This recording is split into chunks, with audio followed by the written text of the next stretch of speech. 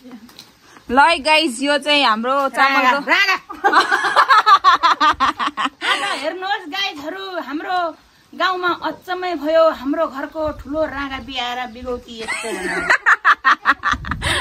रागाको बिगौती अरे गाइजहरु यो चाहिँ मर्यो म त यो कसले चामल भन्छ यसलाई बिगौती त नि बिगौती भनेकै थाहा छैन होला साथीहरूलाई कतिलाई त आज चाहिँ हामी रोटी पकाएर खान आँटेको अनि त्यो ढिक्की नभएर हामीले चाहिँ केमा यहाँ भाँडामा कुटेर नानाले रोटी बनाउन आँट्नु भएको छ जहाँ इच्छा त्यहाँ उपाय हो खाने मुखलाई जुगाले छेक्दैन भने जस्तै अरे गाइजहरु ओखलीले ट्याङ डाङ कुटेर अहिलेसम्म बनाउँदै हुनुहुन्छ अब चाहिँ आज चाहिँ बल्ला बल्ला के भन्छ कति दिनपछि 1 हप्ता पछि नै होला है झन्डै 1 हप्ता त हैन 4 दिनपछि 4 दिनपछि दिन उग्रिएर यस्तो घाम लागिरहेछ आज चाहिँ एकदम राम्रो के भन्छ उहरू पनि कस्तो राम्रो देखिरहेछ के उज्यालो सफा देखिरहेछ के भन्छ यो वातावरण सिनहरू क्या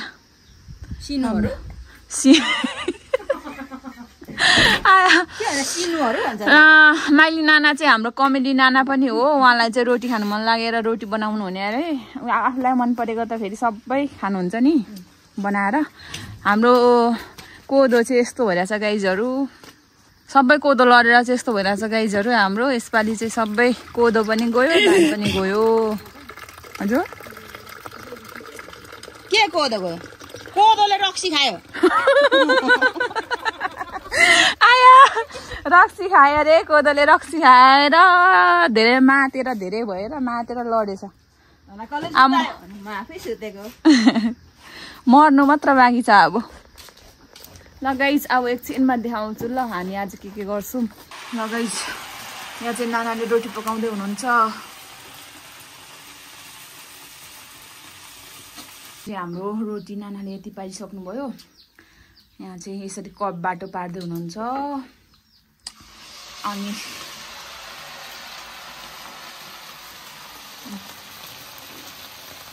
यस्तो आगोमा चाहिँ धुवाले चाहिँ मारु अब म चाहिँ यो रोटीसँग खाने आलुदम बनाउँछु अनि आलुदम बनाइसकेपछि ल्याउँछु है हजुरहरूलाई यहाँ चाहिँ नानाले अचार त होइन आलुदम बनाएको अरे सिम्पल मसला सिम्पल फेभरेट उसको यस्तो फेभरेट अरे रोटी चाहिँ पाकिसकेको है अब चाहिँ यो पाकेपछि चाहिँ हामी खान्छौँ है ल सर्किन्जल भयो है गाइजहरू अब चाहिँ खानु आँटेको हामी चाहिँ सेलरोटी के नाङ्लोमा खाने हेलो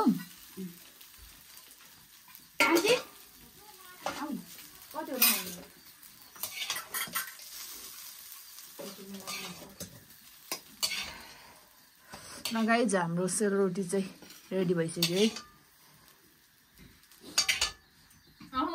खानु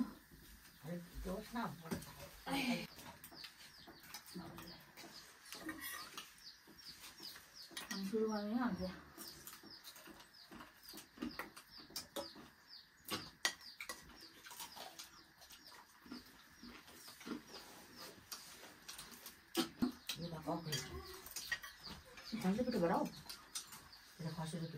मैदा मिठा हुन्छ नि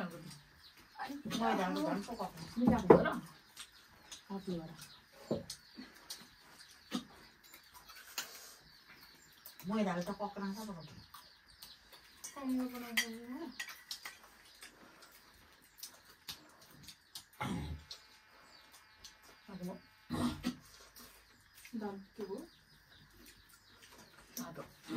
आलुदम कसो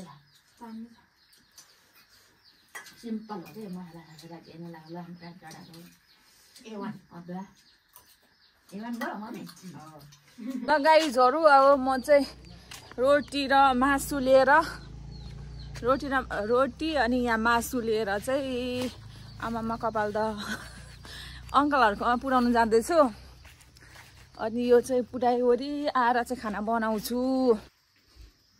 अहिले म चाहिँ अङ्कलहरूकोमा रोटी लिएर आइसकेँ। रोटी चाहिँ यहाँ चाहिँ मासु छ है गाइजहरू। अङ्कलहरूको सुन्तला के गर्दै हुनुहुन्छ? साग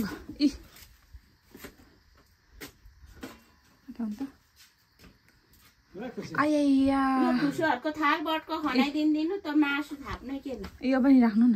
तिमी पार्यौ। रोटी पनि पार्यौँ। नानालाई खानु मन लाग्यो नि। तिहारमा मजाले खानु पाइएन भन्दै थियो। अस्ति यो सरोजले तरकारी लिएको पनि छैन बटको। सबै लिएर आउनुहुन्थ्यो। भित्र छ थाल चाहिँ चाटिएको रहेछ। अब थाल चाहिँ यो खुसीहरुको अलिक सानो रहेछ गराउँछ अन्त थाल चाहिँ भित्र छ। हुन्छ ल गाइजहरू अब चाहिँ म अङ्कलहरूकोबाट फर्किँदैछु थाल र बटको चाहिँ लिएर। अब गएर चाहिँ खाना पकाउनु पर्छ। नानाहरू अरूहरू काम गर्छ होला। खाना पकाउने ड्युटी चाहिँ मेरो। हाम्रो कुखुरा अस्ति खानु भनेर लिएको कुखुरा चाहिँ मम्मीले बिउ भाले पाल्नु हुने अरे। त्यही भएर घरको कुखुरा आएको घरको भाले खाएर यो चाहिँ पालेको है गाइजहरू। ल गाइज हामी चाहिँ यहाँ ढिँडो बनाउँदै हुनुहुन्छ। नानाले चाहिँ यहाँ ढिँडो बाँड्दै हुन्छ। ढिँडो र आज सुँगुरको मासु खाने र पिसरीको भेनाहरूलाई नसुना है मासु झरेर फेरि ठुङ्गे छ सुनिवाले। अब हामी चाहिँ ढिँडो भात खाना आँटेको।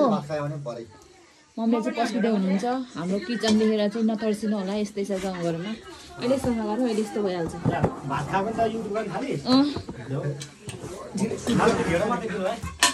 यो चाहिँ भात खानुपर्छ। हामी भात खान्छौँ।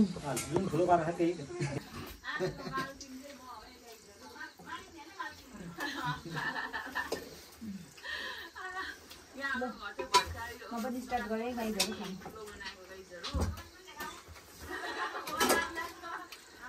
सुप थोरै दोकान के भयो? दोकान होलसेल बजार।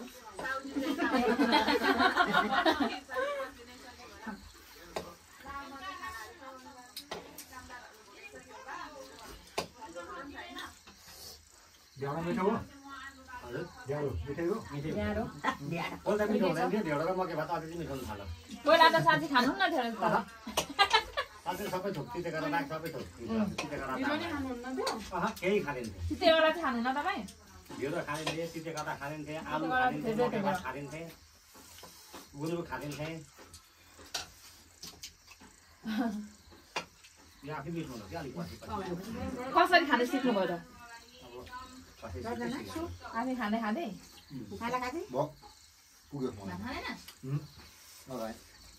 नखाने एक मास खाला अघि भात खाँदिनँ सट्टु भयो मलाई पुग्छ सुप ताप्ला भयो सुप पनि कति चाहिँ आज भएर भात खाइएन अब यति भयो भात पनि अलिकति भएन खाने एकास खान भयो एकासी भयो भात नखाने ल है त गाइज अहिलेलाई चाहिँ म भिडियो यहीँ एन्ड गर्छु। किनभने मेरो ब्याट्री सकिरहेको छ। फुल पनि भइरहेछ।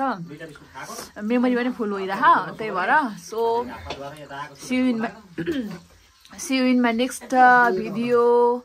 Like, share and subscribe गरिदिनु होला अनि कमेन्ट पनि गरिदिनु होला। आजलाई चाहिँ बाइ बाइ।